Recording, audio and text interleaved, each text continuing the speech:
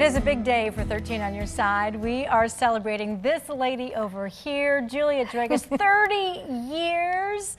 30 years in the making. Oh my goodness. Who would have thought? Your first day at ZZM was April 2nd, 1991. Yes. A lot of change during those years. Of course, we're going to talk all about that. We're going to take a look back. We're going to see some parts of your career and your favorite memories and all of those things.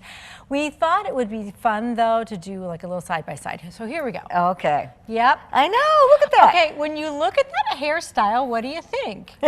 Do you say, man, back in the day, I thought it was a thing? I did. I thought that I was styling because I had a lot of hair, you know, and it was that. And like I kept that poof for a long, long time. But my best friend, Bobby, who started doing my hair not too long after I came here, a couple of years, and he hated that poof. So eventually he got rid of it. So. Oh. But I also wore my hair in a ponytail back in the beginning and wear a big bow. Yeah. And he hated that too. He said, that has got to go. Oh, No, goodness. Get rid of that ponytail with that big bow. I do. Well, he still does your hair today. Yes, right? he still does. He's my best friend. I know. And he still keeps you up to date. I mean, you got the little wisp in front, just like everybody's wearing right now. And what I can't get over, Juliet, is the fact that you don't seem to age.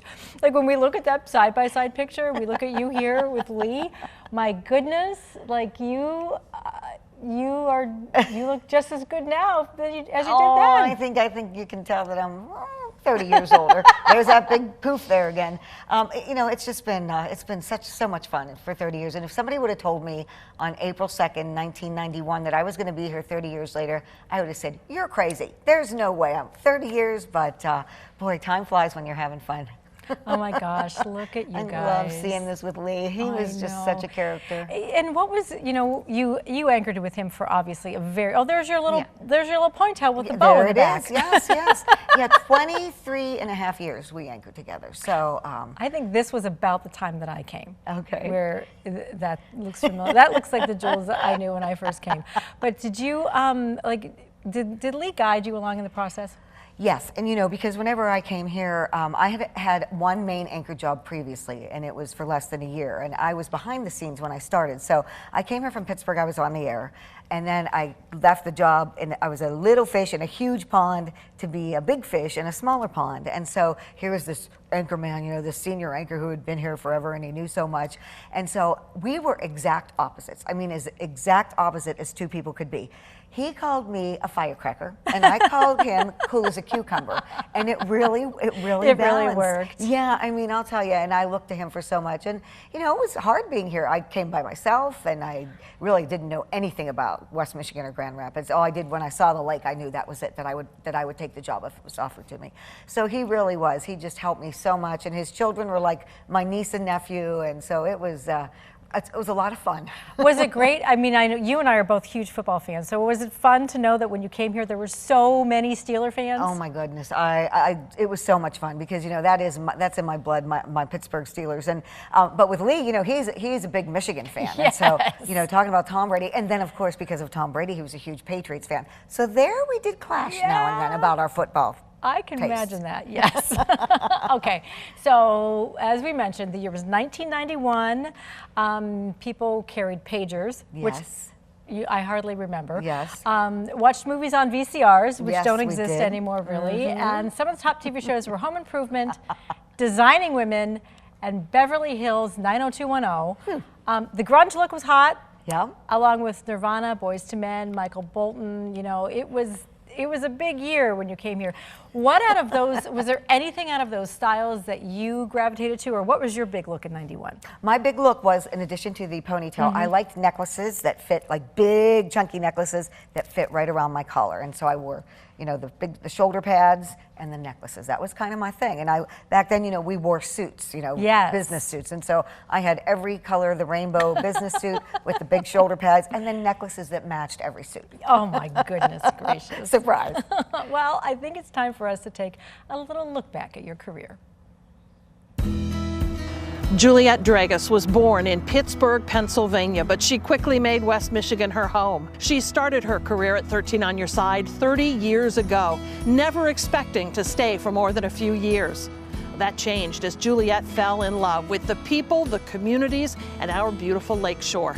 West Michigan felt like home. It was where she belonged. And in her 30 years, she's been a part of many communities in West Michigan, living in Ottawa, Ionia, Mecosta, and Kent County. Juliet has reported on tremendous growth in West Michigan, from lakeshore communities to downtown Grand Rapids. She was there when the Van Andel Arena opened, the DeVos Place Convention Center was built, and the Medical Mile changed our skyline.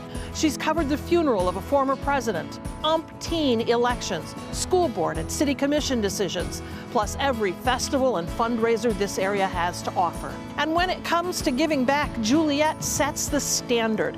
She helped create 13 Friends for Life, a breast cancer awareness campaign, which several women have credited with actually saving their lives. Thousands of others rely on it for regular reminders on self-exams and mammograms. Juliet's other passion is Special Olympics. She said she's inspired by the athletes and volunteers and has devoted countless hours to serve as their advocate. Juliet may teeter around in high heels and girly things, but growing up, she actually raced motocross, taking part in powder puff races. She has the trophies to prove it. Nowadays, it's ballroom dancing that revs Juliet's engine. She's even installed a dance floor in her home so she can host the occasional dance night. One thing very few people know is that Juliet didn't like beer until she came to West Michigan. She says that's because our breweries are the best. Well, we think you're the best, Juliet. Congratulations on 30 remarkable years. Wow, that's a lot. It Cass. even got me a little teary. Cass, thank you. I mean, you know, Catherine was here. I remember the first day I came here and the door was locked and I knocked on the back door and Catherine Barrett is the one who let me in. So she was the first person I literally saw when I came here. And look at her. She's just been a great friend all these years. So Cass, thank you so much. I want you to tell us a little bit more about the powder puff racing. Oh my goodness. Well, you know, I was a tomboy. Instead of Barbies, I wanted Johnny West. I don't know if you remember those dolls, but they were movable cowboy. And I like G.I. Joe too. So I had cousins. I grew up with guy cousins and they raced motocross. And so we would go to the races with them. And so my uncle went out and bought me a little Honda, a little 50. And I learned how to ride that and I would race powder puff. So there were only a few of us girls who would race in powder puff because it was mostly a boys thing. But every race I was in, I won a trophy because there were probably enough trophies for every girl who raced. Oh my gosh. But it was fun. I'm still a gearhead. I love to go fast and I love, you know, just, I would have a motorcycle. Well, and you do love your cars. You've got your little red car that you love, and I like goodness. speed. I have the need for speed, and that's where it came from, learning how to ride motocross when I was a little girl. I couldn't believe there was something I didn't know about you, and there I learned. You didn't know that. Oh my gosh, after 15 years together.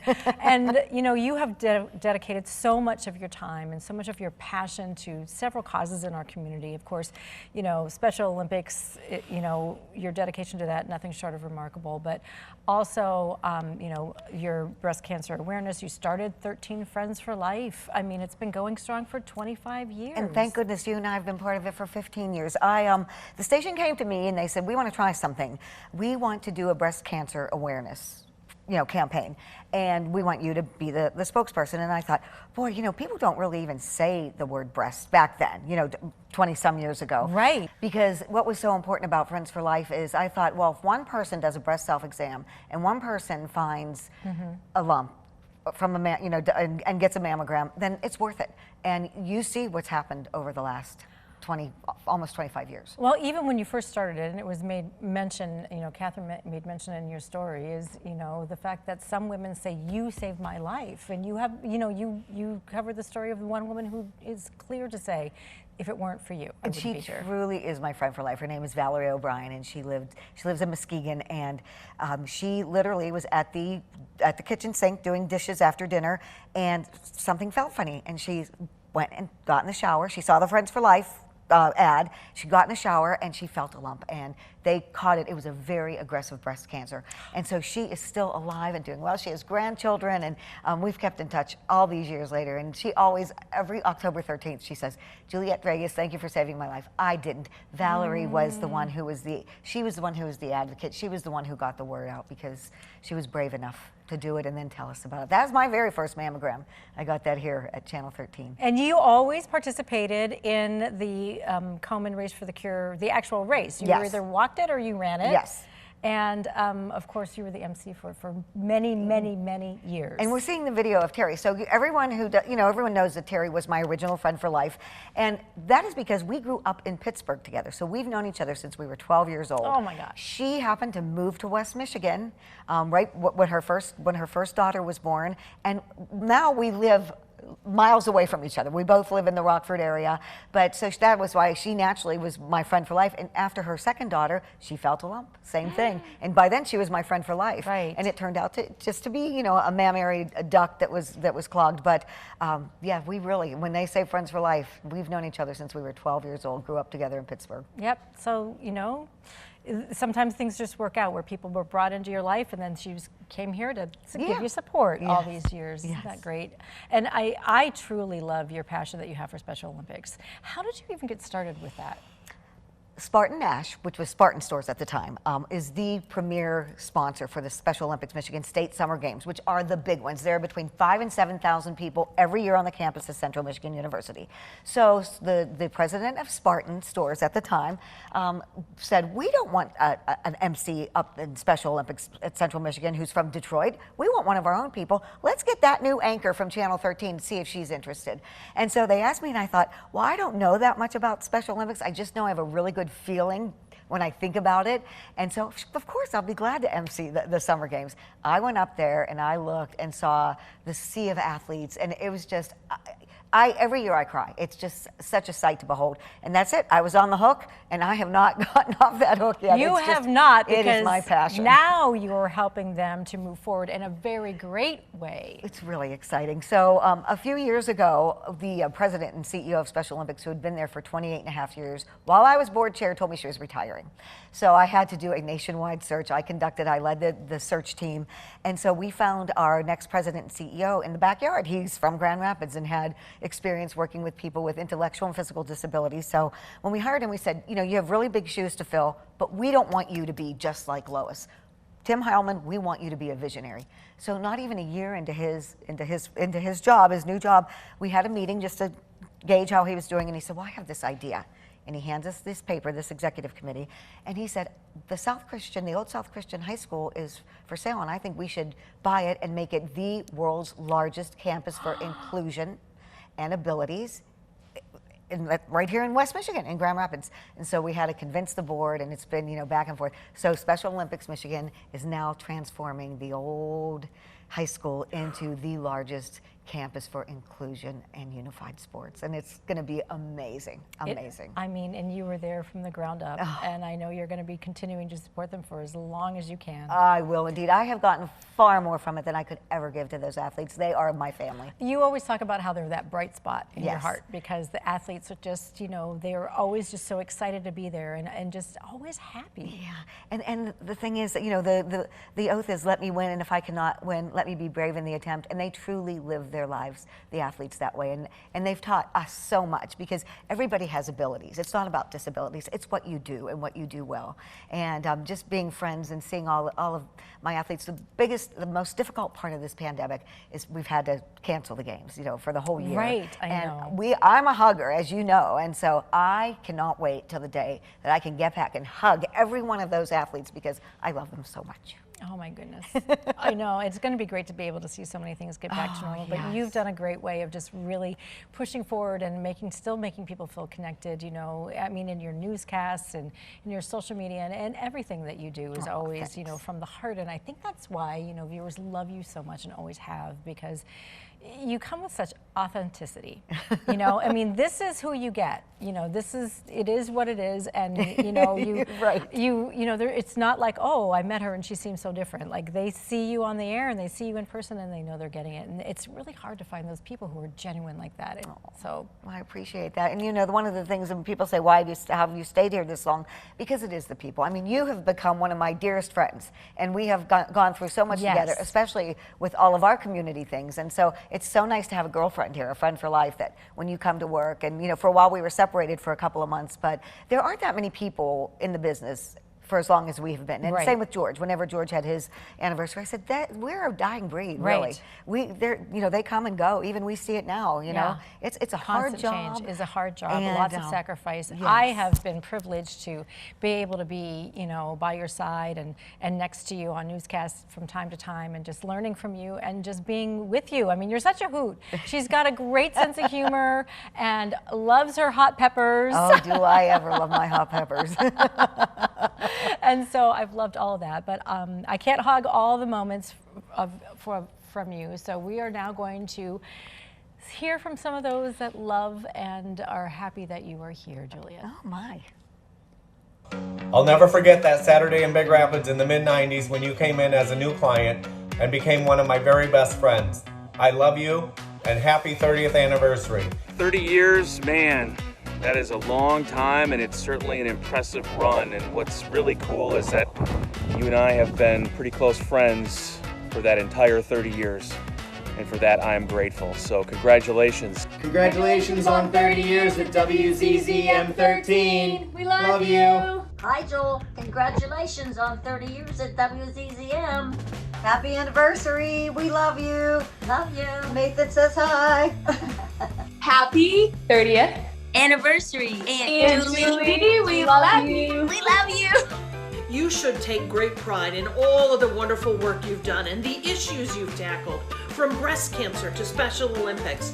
Your love and concern for other people is what makes you special. Congratulations on achieving this incredible milestone. West Michigan is lucky to have you. Congratulations, Juliet. We're all happy to have you here. West Michigan is lucky to have you here, and I'm proud to call you my co-anchor. Congratulations. I want to thank you for 30 years of serving our community. I remember when there was a small, very passionate, dedicated group of us that wanted to bring the Race for the Cure to Grand Rapids, and we came to you and WZZM for your help, and you have embraced the cause and just made it such a wonderful thing. You're such a wonderful advocate for so many community causes. So I want to thank you for that more than anything, but again, congratulations. Were there some surprises in How there? did you get my family in that? Oh my goodness. So that was my mom and my sister Heidi. With their And then, Steelers jerseys of on, I course, loved they're going to it. do that for me. And then my niece Noelle and her fiance. And then you saw Terry, friend for life, and Yes. her two daughters. They call me Aunt Julie because they are. I mean, I've known them, you know, they grew up with me. I do have to say, I think my favorite part was your hairdresser, Bobby, because it's come full circle, because now he has the poof on top. Well, isn't that so funny? Yes, he does. And that's the thing, Bobby. I can't believe you guys got Bobby to do it. Bobby is my best friend in my whole, like, he is just the very best friend you could have, who knows everything about you and still wants to be your friend, even though the bad things. There you for know, every crisis, there all the time. negative. Yeah, see, There now he he's is, rocking yes. the poof. Yes, he calls this his mullet, and he loves it. And he lives in Florida, and he comes to Michigan and does hair. And so I usually get my hair done. Sometimes I go to Florida and get my hair done. Sometimes, you know, usually I get it done up here. But he really is. I can't believe Bobby, and I'm sure he saw when he sees that hair bow with a ponytail, he's going to cringe and yell at me and say, "See why I told you I hate that?"